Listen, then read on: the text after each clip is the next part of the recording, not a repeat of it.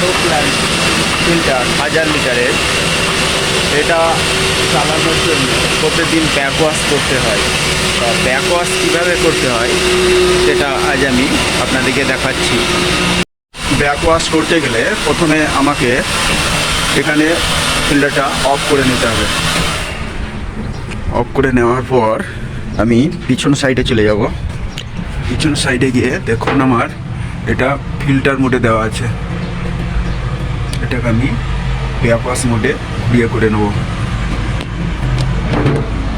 Backwash মোডে করে নিলাম। প্লাস এবার আমি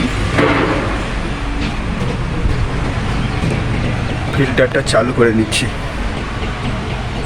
চালু করে ম্যানুয়াল করতে হবে, অটোতে আছে, ম্যানুয়াল করতে হবে। ম্যানুয়াল করে নিলাম। এবার দেখুন আমার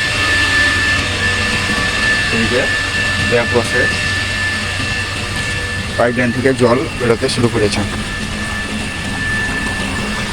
এইভাবে আমরা প্রত্যেক দিন ফিল্টারটাকে ব্যাকওয়াশ করে নিতে পারি। ব্যাকওয়াশ করার পর এরপর আমাকে আবার বন্ধ করে মোটামুটি 10 মিনিট ব্যাকওয়াশ করার পর বন্ধ করতে হবে। এরপর আমি রিং মোডে দিয়ে দেবো। এখানেও আমাকে 10 মিনিট করতে হবে। দেখুন আমার এখানে রিং মোড আছে, সাথে নবটাকে আমি খুলিয়ে নিলাম। আবার আমি ফিল্টারটা অন করে দিলাম। অন করার পর আমার তো ম্যানুয়াল বাইপাস হয়েই আছে। এবার আমি দেখুন RWP রো ট্যাঙ্কি এটা আমি সুইচটা দাবি দিলাম, আমার মোটরটি চালু হয়ে গেল। দেখুন আমার আবার কিন্তু হচ্ছে। এইভাবে আমি 10 মিনিট আবার চালিয়ে নেব। 10 মিনিট চালু হওয়ার পর ফির আবার আমি ফিল্টারটা অফ করে দেবো। অফ করার পর এবার আমি পুনরায় যেখানে আমার ফিল্টার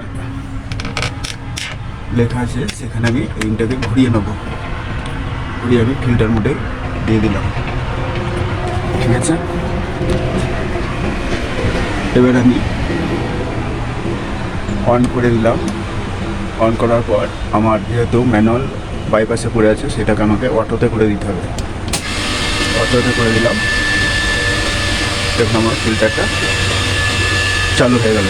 এবার আমার এই দিক দিয়ে আমার ফিল্টার জলটা দিয়ে ট্যাঙ্কের মধ্যে জমা হবে। এইভাবে আপনারা খুব সহজেই আরও প্ল্যান্ট ফিল্টার ব্যাকওয়াশ করে নিতে পারবেন।